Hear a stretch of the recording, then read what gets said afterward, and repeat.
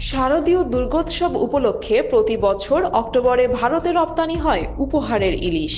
মৌসুম শুরুর পরপর এবারের আগস্টে সৌদিতে ইলিশ রপ্তানির উদ্যোগ নিয়েছে মৎস্য মন্ত্রণালয়। প্রতিবেশী দেশের চেয়ে সৌদিতে এ পণ্যের মূল্য বেশি হবে বলে আশাবাদী সংশ্লিষ্ট দপ্তর। গেল পূজায় স্থানীয় রপ্তানিকারকরা উল্লেখযোগ্য সাফল্য পায়নি। গেল অক্টোবরে ভারতে রপ্তানির জন্য 48টি প্রতিষ্ঠান 50 মেট্রিক টন করে এবং একটি প্রতিষ্ঠানকে 20 মেট্রিক টন ইলিশ পাঠানোর অনুমতি দেওয়া হয়। এ অঞ্চলের রপ্তানিকারক উল্লেখযোগ্য প্রতিষ্ঠানগুলো হচ্ছে যশোরের Satata fish, lucky enterprise, Rahman ইম্পেক, Anchal enterprise, MAP international, Faria international, নড়াইলের লাকি এন্টারপ্রাইজ, খুলনার বিশ্বাস ইন্টারন্যাশনাল, রূপালী সিফুড ও সাতক্ষীরা সুমন ট্রেডার্স। প্রতিষ্ঠানগুলোর রপ্তানির সুযোগ ছিল 25 সেপ্টেম্বর থেকে 12 অক্টোবর পর্যন্ত। উল্লেখিত প্রতিষ্ঠানগুলো এ সময়ের মধ্যে 94 মেট্রিক টন মাছ রপ্তানি করে।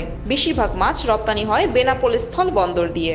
গেল অর্থ বছরে 4 নং ঘাটস্থ মৎস্য উন্নয়ন কর্পোরেশনে 194 মেট্রিক টন ইলিশ বিক্রি হয়। এর মধ্যে দেশের অভ্যন্তরে 100 মেট্রিক টন বিক্রি হয়।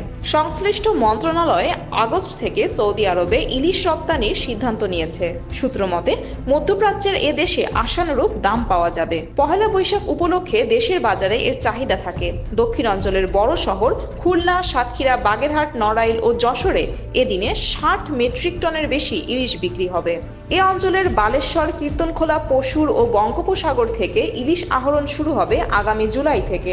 ইতিমধ্যে জেলেরা দাদন দেয়া শুরু করেছে। কুয়াকাটা মোকাম থেকেও মৌসুমের শুরুতে মাছ আসা শুরু হবে।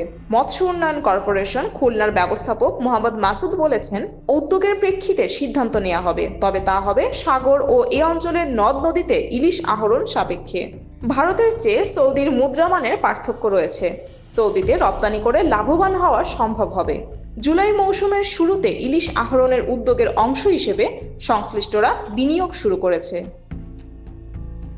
জান্নাত মিতু, খুলনা গেজেট।